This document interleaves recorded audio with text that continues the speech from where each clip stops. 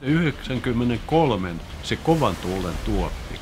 Mä sidoin itseni valjailla kiinni vanteihin ja perästaakiin ja roikkuun siellä sitten. Ja toisella kädellä pidin kiinni jostakin ja toisella kädellä otin kuvia sitten.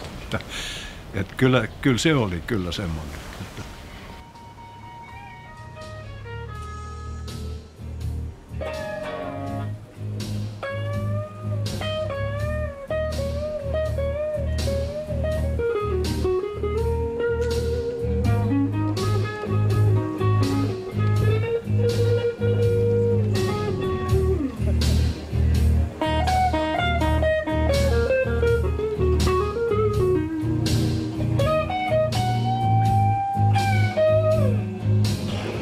Klassikko, yhteenkuuluvuus ja loistava fiilis. Kaikki rakastaa noita veneitä ja ne on niin sielukkaita. Jos me harrastetaan niinku puuveneitä ja niillä kilpailemista ja sitten se niinku tiivistyy siihen, että yhtäkkiä niinku täällä on niinku helvetisti porukkaa, jotka tekee samaa asiaa, niin on se aivan upea juttu. Niissä on aina joku erityispiirre tai joku juttu, mikä on tehty ja mitä on vaalittu.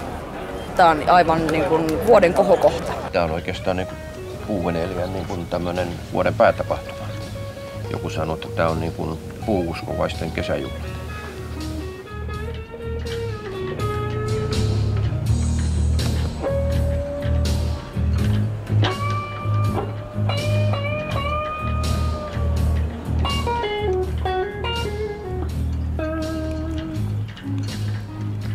Eräs veneveistäjä kerran sanoi mainiosti, että puuvene keksittiin 60-luvulla. Ja sitä ennen, hän perusteli se sillä, että sitä ennen oli vain veneitä. Sen jälkeen tuli niin kuin lasikuituveneet ja puuveneet. Oletettiin, että lasikuitu on sitten se semmoinen ainoa autuaksi tekevä ja puuveneitä ei enää rakennettu. Ja kun tämä kierre alkoi, niin sitä oli hirvittävän vaikea pysäyttää. Että siinä oli semmoinen 20 vuoden periodi, semmoinen, voisi sanoa niin kuin pimeätä keskiaikaa tämmöiselle puuvenekannalle, että näytti siltä, että se loppuu kokonaan. Mutta 80-lukuhan oli kyllä parempi, se johti siihen, että se jotenkin alkoi elpyä.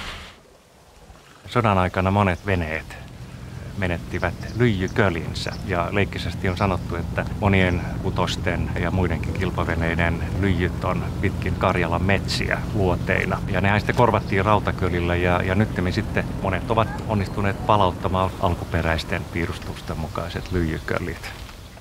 Iso asia on tietysti sodan jälkeen, jolloin Venäjä otti haltuunsa Porkkalanniemen. Vuokra-alue toi siihen aika dramaattisenkin jännitteen. Viitoitus oli kielletty, siellä ei saanut olla merimerkkejä. Veneet, jotka purjehtivat Helsingistä länteen, jopa Turkuun, joutuvat purjehtimaan aika ummikkona.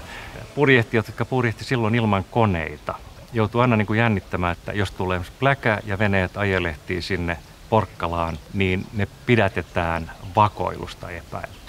Ja jopa 52 olympialaisiin, kun purjehti amerikkalainen Britton Chance, joka oli 5,5-luokan tuleva kultamitallisti, oli vaarassa ajautua Porkkalaan. Ja viime hetkellä sai sitten suomalainen rajavartiosta hinattua sen veneen pois siitä vaarasta, että se on ajautua vuokra-alueelle. Ja varmasti amerikkalaisena hän olisi joutunut erityisen ehkä huonoihinkin tilanteisiin siellä. Poliittiset tilanteet on näytellyt aika paljon ja isoakin roolia. Tuopin historia veneitä ajatellen on melkein yhtä pitkä kuin suomalainen huvipurjehduksen ja kilpapurjehduksen historia.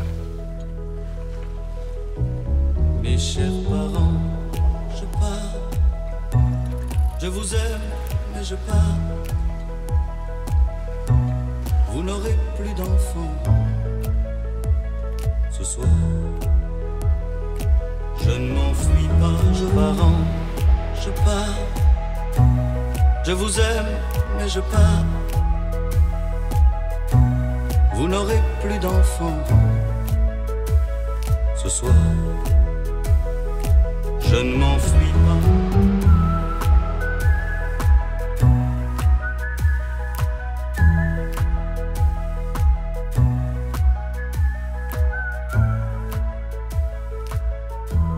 Ruvettiin miettimään, että mikä on sellainen kilpailu, mikä niin kuin lähinnä nyt Helsingin seudulta puuttuu. muuttuu. Tämmöinen tärkeä rajaus oli tietysti sitten, että päädyttiin, että järjestetään vain puuveneille. Ensimmäisen tuoppiin tuli niin kuin tämmöisellä suusta suuhun kutsulla veneitä. Sehän ei ollut iso tapahtuma, että meillä oli muistaakseni 42 venettä. Viaporin tuopissa kilpailee noin 200 venettä, 188 muistaakseni tänä vuonna. Se on jakautunut noin 20 luokkaan. Periaatteessa niitä on vähän enemmänkin, mutta aina ilmoittautuneiden veneiden mukaan, että jos tulee 3 samantyyppistä venettä, niin ne laitetaan silloin menemään omaan luokkaansa. Toisaalta on niitä luokkia, joissa kilpaillaan todella kovaa. Toisaalta mukana on paljon semmoisia veneitä, jotka ei muuten paljon kilpaile. Tää vetää puoleensa kaikenlaista, että tää ei ole ihan kilpailu muiden joukossa. Rata tuopissa on saaristorata ja kulkee kuitenkin ihan Helsingin keskustan kautta. Helsingin edustan väyläthän ovat vilkkaasti liikennöityjä ja ahtaita kulkuväyliä, niin toki 200 puuvenettä niin luo oman lisänsä tänne jo ennestään vilkkaille väylille. Lähtö- ja maalialue on Kruunuvuoren selällä. Ja siitä rata lähtee tuulen suunnasta riippuen joko etelään tai pohjoiseen. Jos lähdetään sinne etelään, niin sanottua rata 1, koukataan sieltä Kustaanmiekan salmen pohjoispään kautta ja Lonnan eteläpuolelta Ryssänsaari, Särkänsalmi. Suomenlinnan eteläpuolella on kääntöpoiju. Se käydään kiertämässä Husunkiven kautta Koirakarille, sen ympäri, Pihlajasaaren ympäri ja takaisin Särkänsalmeen. Osallistujathan on hyvin laajalla kirjolla väkeä. Siellä on kutosia, kaseja, haita, aaveneitä, jotka kilpailee peremmakusuussa. Mutta sitten on myöskin siis esimerkiksi valtava kansanveneluokka.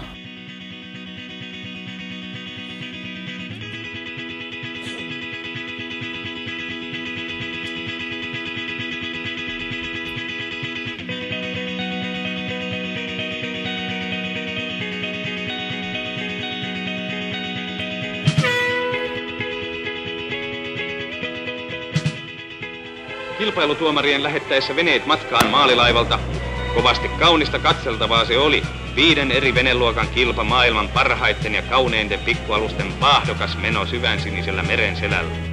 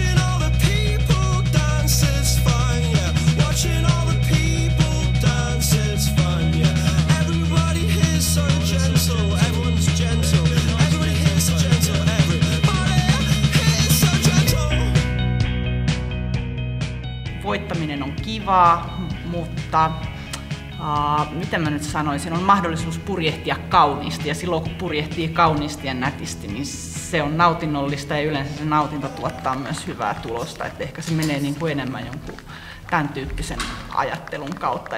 No aivan huikea, että eka purjehdus kokonaan elämässä ja heti tämmöiseen kisatapahtumaan mukaan. Ja kyllä se semmoista, että katsotaan naapuriveneitä, että mistä ne koitetaan vähän peitota niitä ja semmoista kilpailuhenkeä.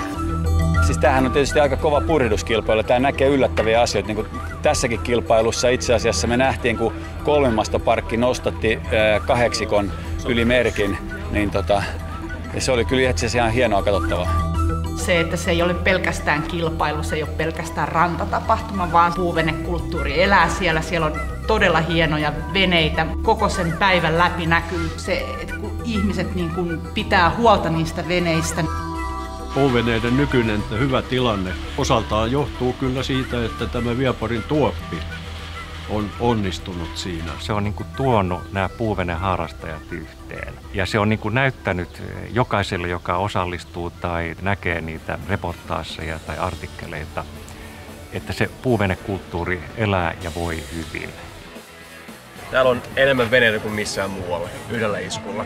Ne on kaikki puuveneitä, täällä on kaikki vähintään yhtä tyhmiä kuin me.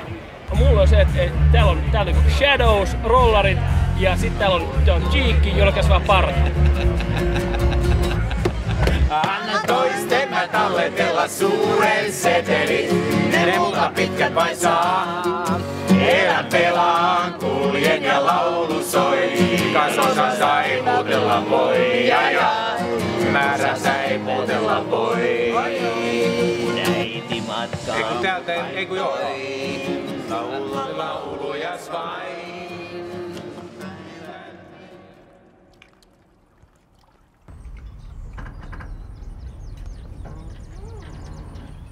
Purjehdus Suomessa on niin erilaista kuin maailmalla. Maailmalla purjehdus on niin kuin eliittiharrastus. Se on ihan yksiselitteinen asia. Tämmöisiä olosuhteita niin kuin Suomessa ei ole missään, että sä voit lähteä pienelläkin veneellä tuonne saaristoon. Sä löydät yöksi paikan, jos haluat. Aina löytyy kaikki, mutta että muualla sä et pääse mihinkään muuhun kuin rakennettuihin satamiin. Ei täällä kukaan olisi mun mielestä eilen voinut olla klubitakki päällä. Se olisi jäänyt niin kuin sitten huumorin puolelle enemmän. Tärkeänä se on kuitenkin se puun ominaisuus ja miten se naistii niin kuin sen puun rakenteet. Siinä on se tietty fiilis, ei sitä muussa materiaalissa.